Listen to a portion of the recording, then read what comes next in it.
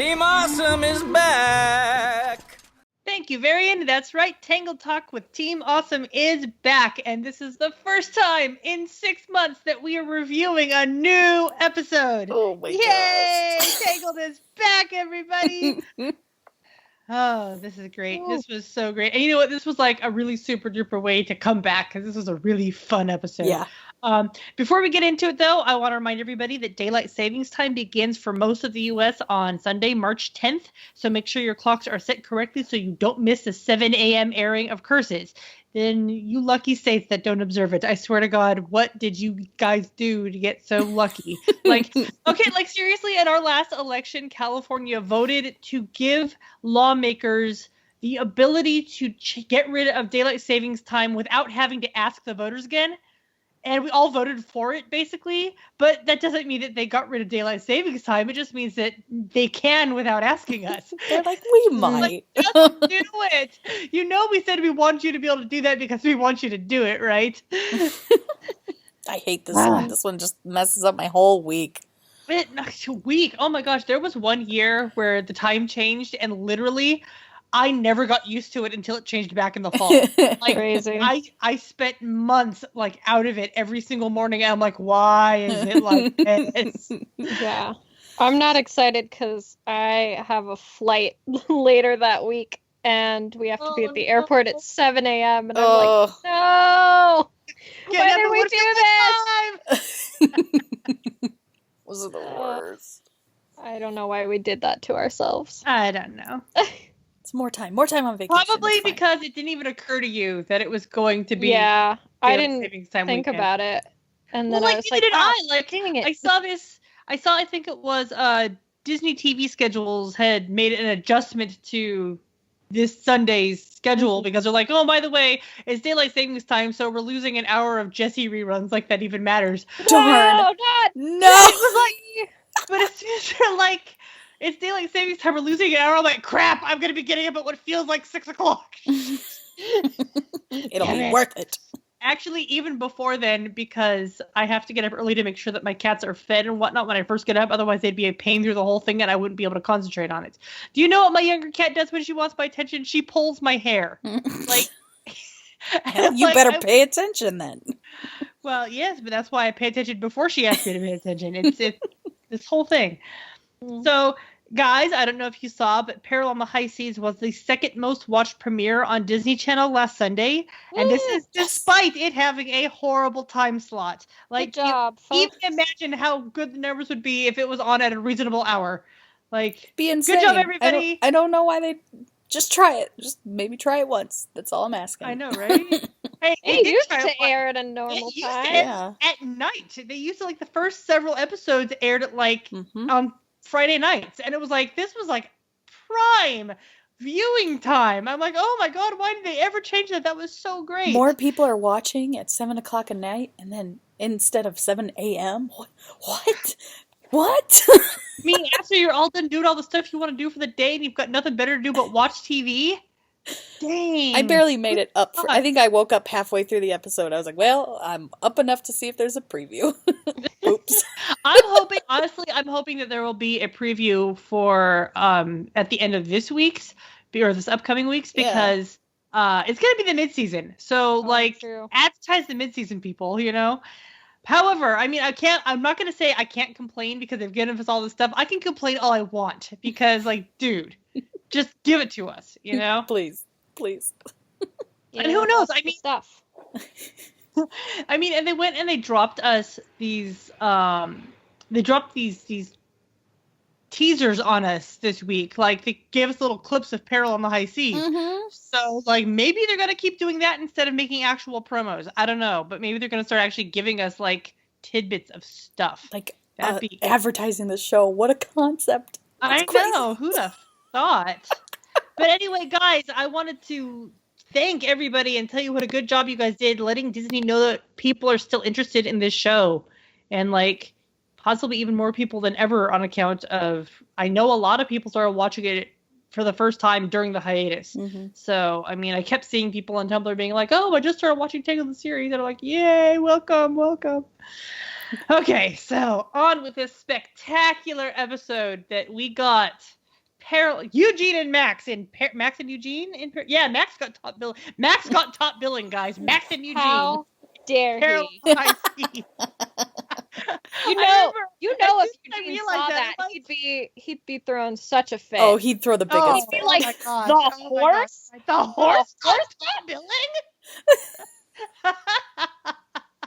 He's like, did the horse almost die? No, I didn't think so. So this episode was written by Dave Schiff. It was directed by Tom Caulfield and bordered by Bosu Coburn and Ket Harmon. Dave, have you been taking lessons from Ricky? What is wrong with you? They conspired together. I will say, if it had been Ricky, there wouldn't have been a book in the way. Oh, God, no. Ricky just would have full-on stabbed Eugene, and we would have been like, hey! And he would have been like, what? I just see him at a meeting, and they're like, there's the book. And Ricky's like, but what if there wasn't a book? And like, Ricky, we're putting the book in there. But what if there wasn't a book? They're like, Ricky, he has to make it to the wedding. And Ricky's like, does he though? He's like, okay. So yeah. we'll off Eugene, but then we'll make a Eugene clone. We'll bring him back later. It's fine. He'll come back later. He's fine. He'll walk it off. He's fine. So I will say that the directing and the animation on this episode was absolutely superb. Yeah. Tom gave us several new camera angles and framing devices that I really enjoyed, like when they had the sack over Dale's face and you could see through the sack at Max and Eugene. Mm-hmm. And so that was awesome. I liked it when Max was hiding the potatoes and you could just see mostly potato and this little sliver where you could see what Max was seeing. Or also when we got the camera looking from under the grate up at Eugene and the Stabbingtons walking over it. So I just thought there was a lot of really clever framing in this one that we hadn't really seen before. And then the animation, this was the Eugene hair episode. It really was. His hair deserved top billing. I mean, the whole episode, when I first watching it, and he's leaning on the rail and his hair's blowing in the breeze, I'm like, I need a gif of that. I need a gif of that so bad. That is so beautiful. I need that. So, I need 800, please. But yeah, so I mean, it's absolutely gorgeous, and it was like that for the entire episode. And then I understand that Julie was one of the key animators on this episode. Julie is the one who was up for the Annie Award. So I'm not at all surprised. She was responsible for animating Eugene going down. Mm-hmm. And so it was just I'm not surprised. She's really good. So yeah. He looked too dead. It was ridiculous. Too dead. Another super fun thing about this episode was that there was a ton of movie callbacks in this episode. Yes. That was great. I mean, I actually made a list of them so we could read them off. And if you guys spotted any that I didn't spot or one of us didn't spot, then by all means tell us, because dang, there were so many. Mm-hmm. So the first one we've got is at the very beginning when Rapunzel runs up and she's hugging Max and she's baby talking to him and his tail is wagging. And it's just a callback to what a good boy you are and all that stuff. You have, in this case, it was Eugene, but just somebody trying to hold Max off of somebody else with their arms spread out entirely wide and kind of dodging to keep Max behind their spread arms. So that was a callback to the movie. Eugene backing away from one Stabbington into the other Stabbington was a movie callback. A painful movie callback. Mm-hmm. Max, quote unquote, hiding in a horse-shaped thing was a movie callback. Eugene's doing his two-fingered salute, followed by the Stabbingtons yelling, "Rider!" That was so great. The most blatant of all of them, but that was beautiful. I loved it. Eugene having a heart-to-heart with Max while they're in dire straits. That was fantastic. I mean, this time it wasn't no, you're right, we should go. But, they're sitting here and they're about to die, or they think they are. They're like, let's just sit here and talk about our feelings. I'm just and then, of course, Eugene getting stabbed and going down in the exact same way that he did in the movie. Christ almighty. And then towards the end when Max shreds the page like a paper shredder. Mm-hmm. Honestly, Max shredding a page like a paper shredder was a thing that made me love Max in the first place. Mm-hmm. First in the movie he was delightful, but the instant he did that, I was like, no, I love this horse. Good horsey. So yeah, him doing that again made me very, very happy. So I've seen more than one person bring this up, and they have a very good point. Where's Fidela? Mm-hmm. Last time I saw she's dead. her was at the very beginning of King Pascal. She was on the beach. She went with the guys to help build their little house thing, and we haven't seen her since then. They killed her and they ate her. Oh my What god. else were they gonna eat? Jeez Louise. They were tired of spicy fruit, so they ate the horse. I mean, that's how it went. Guys, true facts. I'm just right. Rest in peace, Fidela. Just accept Fidela's death. Begin mourning her. We'll probably never see her again. Oh, yeah. Okay, so the return of the Firefly was very unexpected, all things considered. So here's my thing. Why didn't the Lorbs use those torches in King Pascal? Because they're stupid. I was like, that could have solved all their problems. Maybe they're made of something that they don't have on the island. Because don't forget that the Lorbs live a very down-to-the-earth, down-to-earth way. So maybe they just don't have any method to do it. I mean, you would think they'd be like, we'll trade you the fruit that we grow for your damn candles that keep the Firefly away. But who knows? When they realize that they're not getting as much fruit, they'd probably be like, we need a solution for this. Right? I don't know. Yeah. I mean, because it's like, okay, so now that they're all leaving the island, like, I guess the Lorbs now know that they can feed the roots to the Firefly, That's true. but a lot of those fruit had roots on it still. So Plot holes. Plot holes. I want answers. Uh-oh. The plot hole that Fidela fell into. So I noticed this, I think, on the second time I was watching it. No, it was the first time, but I noticed that Clancy Brown, who voices Frederick, also voices the captain of the ship. It's a lot closer to his Mr. Krabs voice, but I was like, honestly, guys, I don't watch SpongeBob. I won't say I have never watched SpongeBob, but I don't watch SpongeBob. Every time somebody makes a SpongeBob reference at me, I have to Google it. Because I'm like, what are you talking about? You're just like my high school teacher. He'd always make references in class, and he'd go, what? And everyone's like, you fool! How can you not know?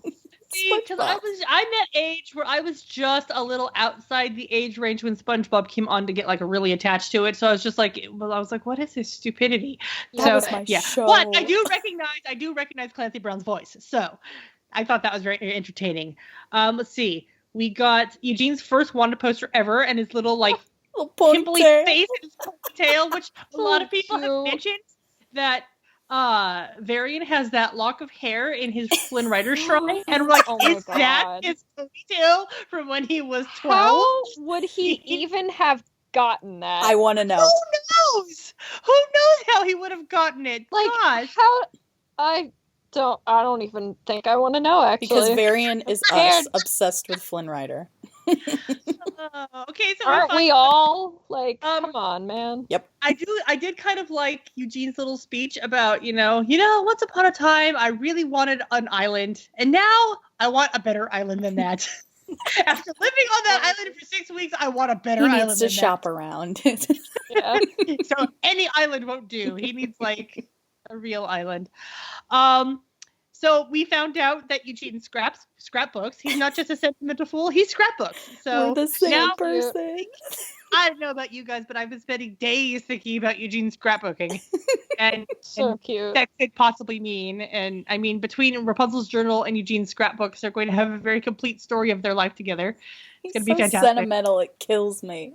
If they don't show one of his scrapbooks at some point, I'm going to riot. Yep. And I just want them to know that right now. And okay, so I was thinking that if he scrapbooks and he really likes to, pay attention to all these parts of his life, like, does his scrapbook have a stallion section? And is that stallion section just kind of bound together and cordoned off so we can skip the whole thing at once? But like he's too sentimental to tear it out of the book. Fascinating. What did we say? He's already got a section ready for the wedding. He's got a section ready for when she says yes. He put a picture of the swans in there while he was in prison, and then like etched it out. Like, oh, never mind, no swans. Oh. He put a picture of the swans in, and then he fitted right next to it. No swans. Do not use swans. Do not use swans. He's got the section of all the times that he's almost died. One time he did die. That's its own page. Here's the first time I became a corpse. Here's the second time I almost became a corpse. Something has me feeling that that's not done. Yeah, probably not. I honestly, Tom has been Tom's being a terror. That's what Tom's being. Tom is dropping spoilers on Twitter because that's not what he's doing. But what he is doing is teasing us really, really badly. Like, I believe what he said about Eugene being they stabbed said that they were surprised the knives got through. And I said, yeah, I bet Eugene's feeling really good about that too. And then he was like, oh, he's just getting prepared for what's to come. And I was like, well, rest in peace, bud. You're gone. Okay, so Eugene's dead. He's obviously not going to make it to the wedding. Great. So who's Rapunzel gonna marry then? Eugene Doppelganger, like I said, the clone. Clone Eugene. Oh my god. Wait, you guys, stop. We have to... Crazy theory. So, Eugene is the Dark Prince, and he has a twin brother. There you go. And that's who Rapunzel marries instead. The end. She's like, this'll do. It's fine. Oh, man. All right, so, next question is that if the criminals all took out the guards and no one was locked in the prison cells, can we just assume that everybody who was lawful on that ship is dead now? Everybody else is a corpse. Floating somewhere in the ocean. I apologize if I say that word a lot. It is one of my favorite words. Like, I'm now just picturing like they're leaving like a trail of breadcrumbs, except there's the trail of bodies in the water just floating around. It looks like the scene of the Titanic over there. Yeah, it's kind of like in well, not so much, but in Pirates of the Caribbean when they're going past all the dead friends, and they're like, oh, look at that dead friend. Oh god, they're all dead. We need to ask Tom. He'll know. Maybe they're all just tied up below deck. Yeah, but there was no one in any of the cells. Oh, yeah, you're right. Maybe they're in the kitchen. Sure. Okay, we didn't see the kitchen. I'll buy that. They're in the kitchen. Kelsey, why are you trying to deny me corpses? All right. Come on. Okay, maybe there's like a couple. So, I'm actually really amused that there is a Prison Break episode at all. Because, I mean, a long time ago, we started theorizing, like after the end of season 1, we started theorizing about what if there's like a Prison Break episode and that's how Varian gets out of jail and blah, blah, blah, blah, blah, blah, blah. And so, as soon as I saw that there was going to be a Prison Break episode, I was like, okay, the crew had to have been laughing when they saw that. Because they're like, well, not Varian, but everyone else. The only person I was genuinely missing was Andrew. I really wish he had been there. Oh, man. That would have been great. Because Eugene would have been so annoyed with him. You're like, you! Oh my gosh. I mean, and then Eugene goes and fights with a book in this episode, and like when Andrew was last, he fought Andrew, he punched a book and came up with the greatest fake cuss word on the planet. And bibliophilic! But this, of course, has brought up a lot of questioning about why wasn't Varian there. And if you listen to Eugene's verbiage, he says it's everybody who wants us dead. So honestly, this gives me two thoughts.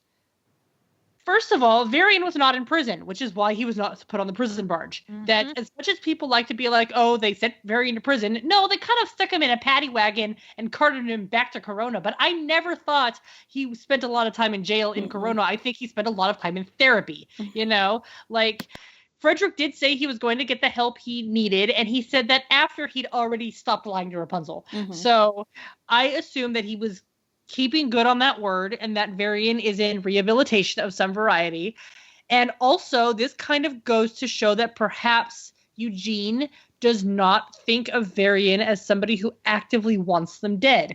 So, like, who knows? And maybe he was only thinking about himself and Max in that specific case, them being the us dead part, because like, Varian never attacked Max and Eugene, you know? He could never attack Eugene. He's a Eugene part of fanboy. Awesome. That's true. Yeah. I mean, he attacked them, you know, from a distance with automatons, but that wasn't like aimed at them specifically. But But, I mean, so those are my two thoughts on that. Is that first of all, he doesn't think of Varian as somebody who wants them dead, and second of all, Varian's not in prison, so that's why. I mean, people should be happy that Varian's not in prison, you know? Yeah.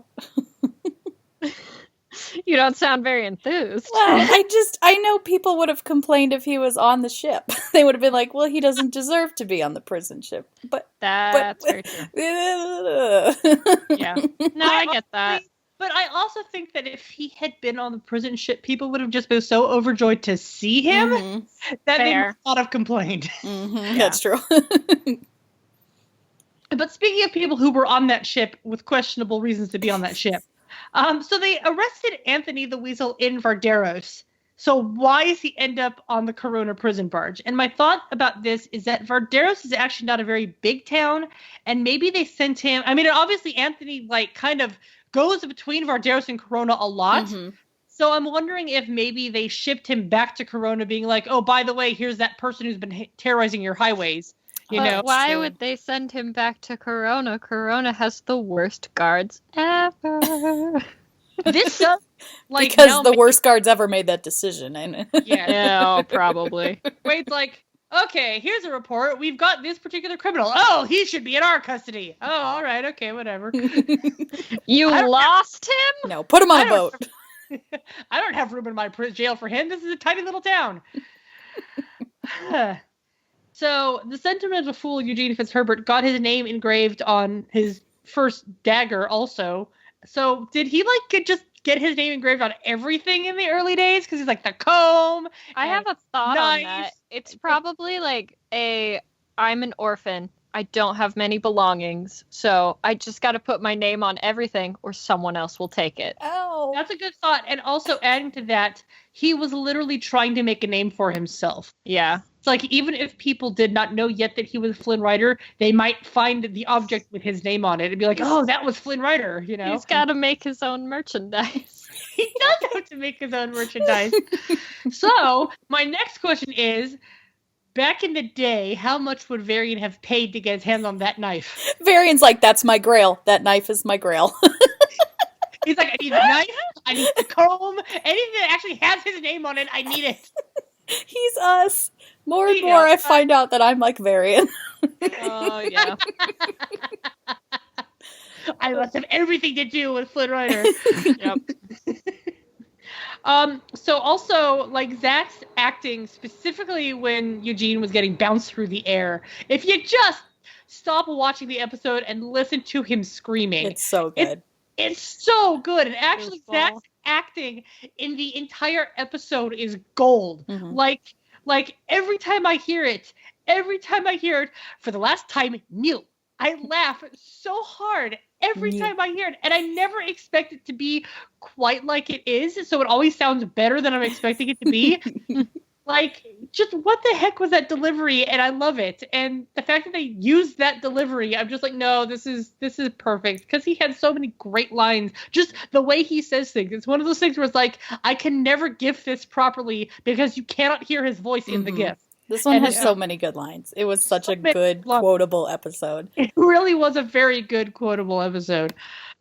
And I'd like to point out that Max has that book memorized. Not only does he carry it around with him, but he knows exactly on what page everything is, because he kept turning it to the correct page for Eugene. He didn't have to flip through anything. He just oh no, it's on the next page. Just he's so smart. It's crazy. I love it. It's so crazy. And it's great. Fantastic.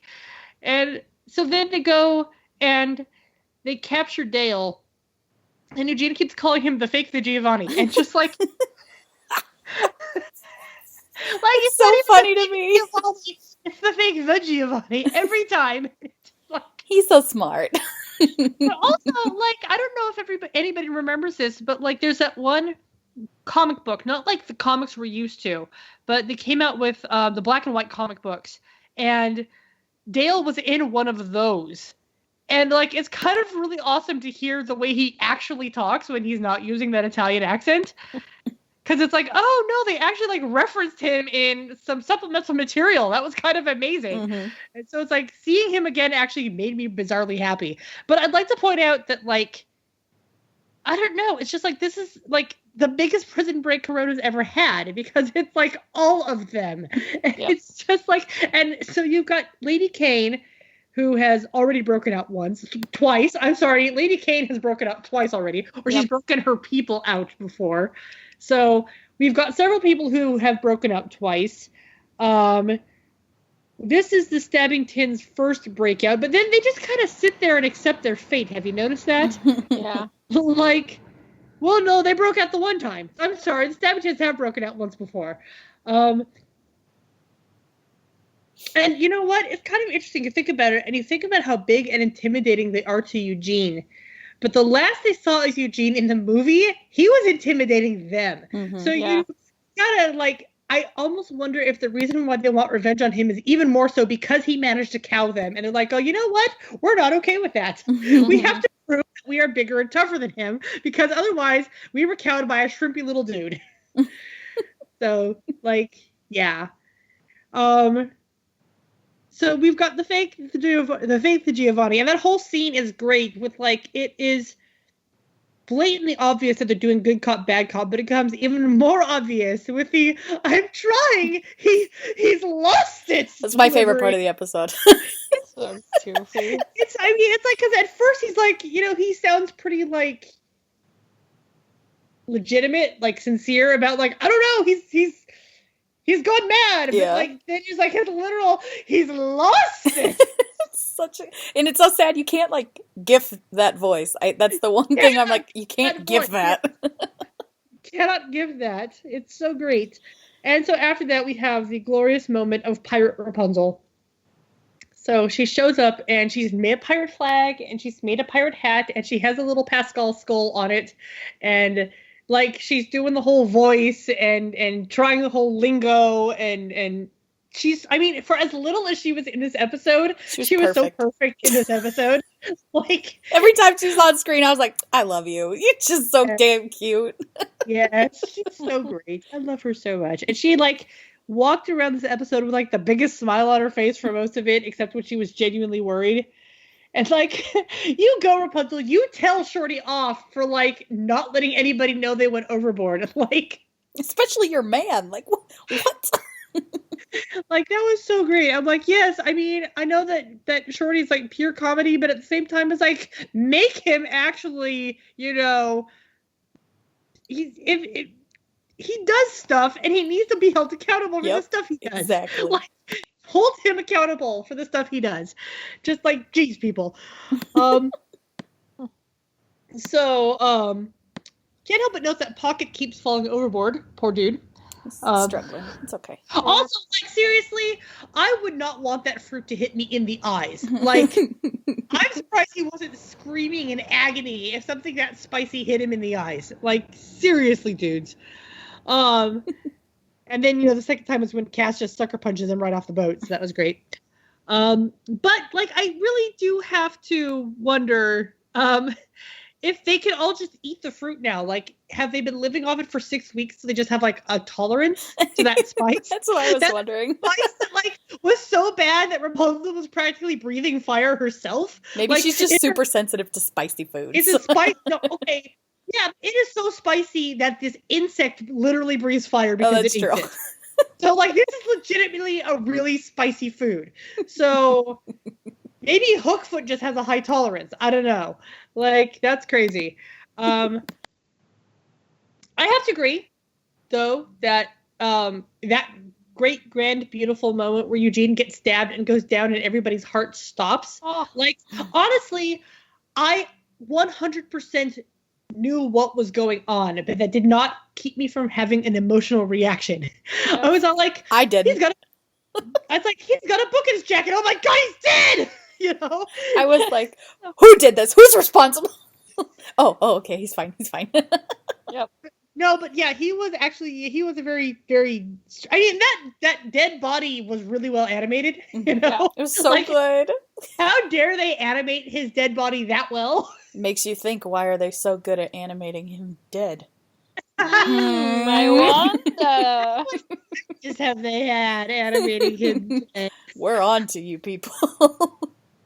But, like, honestly, though, it's like, when I was gifting that scene so I could post it on Tumblr, I noticed that, like, even before he starts really moving again, he starts smiling. And, like, he's like, he's so a little out of himself.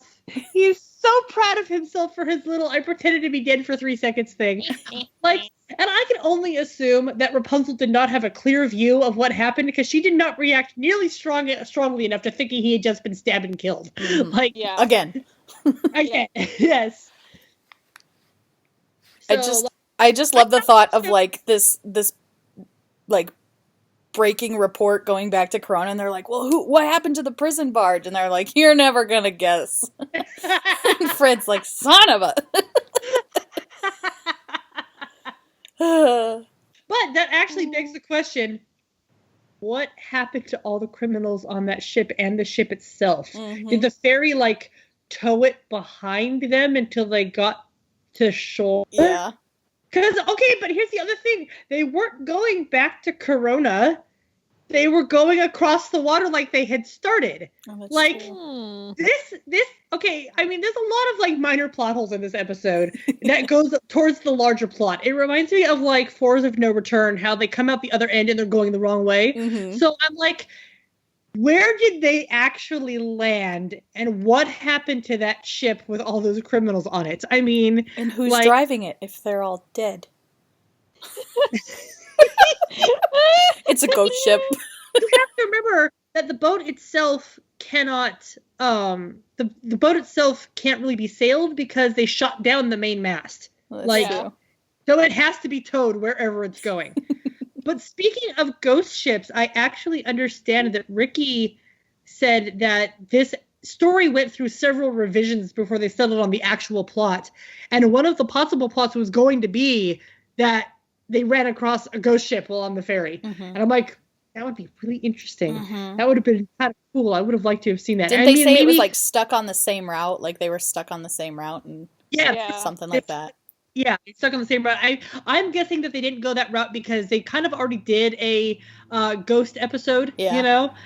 Like, but yeah, and this was interesting and I liked it and I really enjoyed it. I thought this was a really fun way to come back from the hiatus. Mm-hmm. Like, super duper great. It was like, sure, there's like tons of plot holes, but who cares? It's fine. Know? It's fun. It's Eugene. Fine. It's all fine. And Tom also said something about like the opening titles is like has something to do with like a running gag that's going to keep going through season 3. So I'm like, are they going to keep doing splash opening titles like that? Are they going to keep being like character and character in title of episode? Are they like going to keep doing that Disney animation Mickey Mouse thing? Mm-hmm. Like, I'm like, I wonder what the running gag is going to be. So that's something minor to look forward to, I suppose. But yeah, so overall, super good episode. I had a lot of fun with it. Especially given that we were so freaking tired of that island. This was a fun way to get off the island. Yes, we are off the island. Finally. It's official. Finally. Island. Yay. Yay. And everybody was so glad to see it leaving in the distance. It was so great. You Fitz chest. That's okay. Maybe he'll have to wear that outfit again later for some reason. That'd be great. Yeah. Fun. Have a little like party and he's like, this is a casual party. I'm feeling chesty today. God. That'd be fun. Yay. So also a reminder that on Sunday the 10th is 2 new episodes. We're going to have Curses at 7 and The Eye of Pincosta at 7:30, which means that next week's Tangled Talk is probably going to be extra long because we're going to be covering 2 episodes. It's going to be 2 new episodes. So it's not stuff we've talked about to death over the course of... Oh, and also, do you know what else the 10th is, guys? It's Tangled the series' 2nd anniversary. Oh, so old. Like, yeah, like, can you guys believe this series has actually been going for 2 years now? This is crazy. Feels like it came out yesterday. Dang, it's like, I mean, we just had a 6-month hiatus, but at the same time, it's like 6 months ago was when the series started, right? You know? Exactly. So, like, man, this is crazy. So it's our 2-year anniversary, which is super awesome. And we still barely know anything. Really? I'm like crazy with how little my absolute favorite thing to quote on how little we know is all we know is that the Rocks brought her hair back. We don't know why. Boom. I mean, that's a very first mystery we were given, and we still don't know anything about it.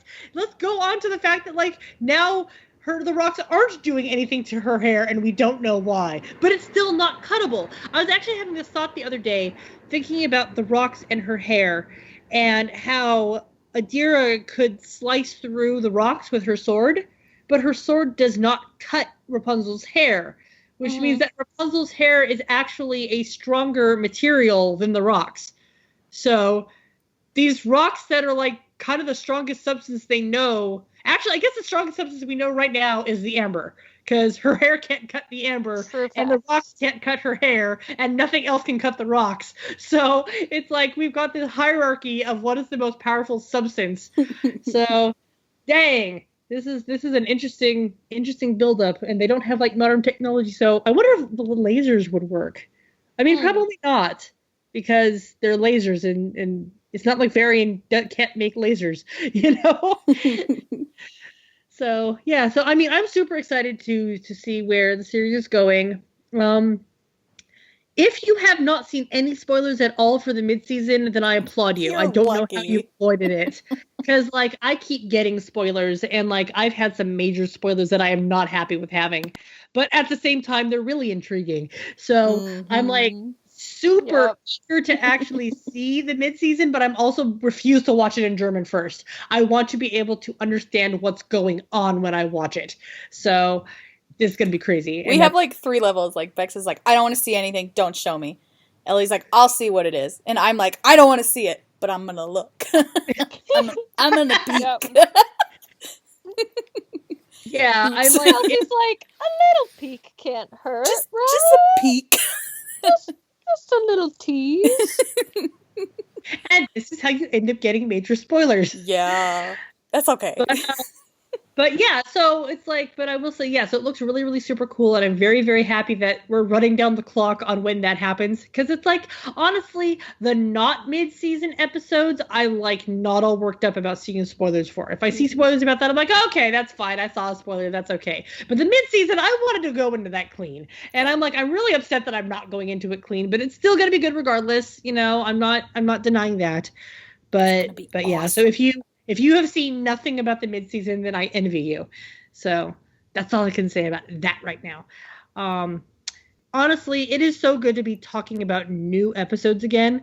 Like, I've missed discussing the one that we just saw instead of, you know, that one that we've seen 15 times and a year ago. So it's like super duper great. And I mean, I was going through some of my gifts today looking for stuff, and I saw all of my first year anniversary gift sets, and I was like, dang, that was so long ago. Dang, we've come so far, but not that far at all. Right, but we're gonna get more plot very soon. Yes, very soon. I bet we get way more questions than answers very soon. In true Tangled fashion, we're not getting any answers until the end. In true Tangled fashion, they're not going to actually tell us anything. They'll just dump it all on us in the last episode. Yep. They'll be like, here's everything. And we'll be like, oh God, oh God, no. Why did you do this like this? Dead. Actually, you know what? This doesn't wrap it up because I want to throw out my theory real fast. So I randomly came up with the idea the other day about, like, what if Rapunzel is actually the one who gets moon powers?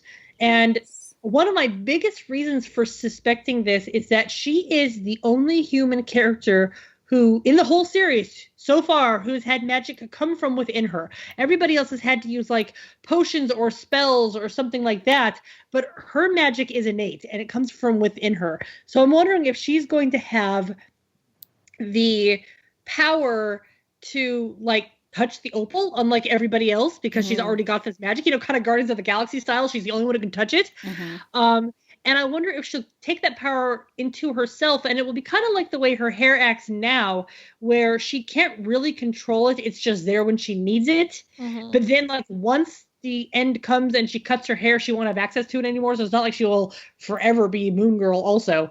But I have this vision in my head of, like, Bamf Rapunzel celestial demigoddess, and I'm like, yes. Give me that. Little sky baby. Little Sky Baby. I would love to see her so fully powered up like that.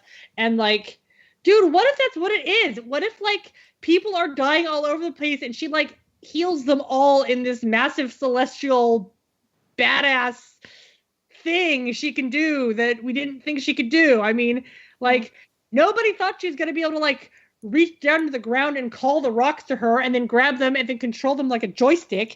Like, so who knows what else she's got in her? Like, Rapunzel is so cool, man. So, well, knowing the show, we won't know until the final episode. So, of course, hold on tight. Hold on tight. We have no idea what's coming. This is going to be great. And I understand season 3 is even better than season 2. So, like, we're ramping it up. Honestly, though, I will say when it comes to season 2 spoilers, I have seen people say, oh my gosh, I just saw, like, stuff about the mid-season, and all of a sudden I'm interested in this show that I wasn't interested in before. So, like, it's kind of like, you know what, honestly, it reminds me of Queen for a Day, because a lot of people started watching it because of Queen for a Day. Yeah. And now a lot of people are going to start watching it because of the season 2 mid-season. And I'm like, yeah, if the mid-season is bringing people in, then by all means, keep watching the show, guys. I'm ready. So, I know what I know, and I'm ready. I'm ready to go. Yep. Yeah. So I think I brought this up last week. I know I wrote about it on Tumblr, but honestly, guys, Disney has been doing so much that we asked them to do that I want to remind people to actually thank them for doing it. Like, thank them for advertising the show. Thank them for putting it up on Disney Now again. Just because positive reinforcement is actually even better than people complaining. So, like, all of us complain. And now that we're getting what we want, all of us need to thank them for giving us what we wanted. And that will like show them, oh, they're not just, you know, here when we're not doing what they want and gone when we are. So this whole second best premiere on Sunday, like, yeah, by all means. I mean, that was indicative that we were, you know, interested. And so Disney needs to know that we're still interested, that like, thank you for bringing this show back. We love it. So that's basically all I wanted to talk about this time. I'm really excited that we're getting going again. We still don't have any new episodes out of Germany, so I'm wondering if they're not going to have any new episodes in March. I wonder if they're waiting for the US to catch up. I'm wondering if we're all going to get the finale at the same time. That'd be kind of great. Oh, that would be awesome. Because if we all got it at the same time, there wouldn't be spoilers. It would be just, we'd all have it, and we could talk about it. And it would punch us all in the face at the same time. Yes. And we wouldn't have to like muzzle ourselves. We wouldn't have to avoid things. And it would be fantastic and good for everybody. It would be good international relations if we could all watch it at the same time. Yes. We can all find out about Dark Prince Eugene at the same time. I mean, that's definitely not going to happen. Exactly. You guys. Guys. Also, I just want to shout out everyone on Tumblr for liking my stupid meme that I made. I laughed for like 10 minutes. I'm so glad that people like drew that. That is yes. so good. Oh my god, you guys. The fan art of my dumb meme made me so happy. I also want to shout out, I'm not sure how exactly you pronounce your URL, but Sabson or something like that. I don't know. You know who you are. You drew the beautiful Dark Prince Eugene and Rapunzel. Yes. Oh, that is so cool. That made me cry. So, you know. Yep. But yeah, I just wanted to shout out to Tumblr because you guys are dope. Yep. Tumblr, you know what? Honestly, Tumblr is pretty dope. Like, yeah, pretty dope. People call it, you know, a hell site and complain and stuff. And I've been like typing myself hoarse about spoilers for the past 2 weeks. But like, honestly, you guys are great. Like, for the most part, people are being really good about the spoilers. And I know because I have all the spoiler tags blocked and I'm looking at all the blocked posts that come across my dash or show up in the tags. And I'm like, oh, you people are blocking stuff. Good for you. Quick reminder, once again, when it comes to spoilers, that the courtesy period online regarding a series is to keep marking it as a spoiler for a week. So on the 10th, we can stop talking about Peril on the High Seas as a spoiler, but we got to start talking about the 2 new episodes as spoilers. So this is going to be interesting. So, yeah, okay. So I guess that just about wraps it up for this time around. So we'll be back. We'll be back next week with 2 new episodes, and then after that's going to be the mid-season, and then So excited. Yes. I'm so excited, guys.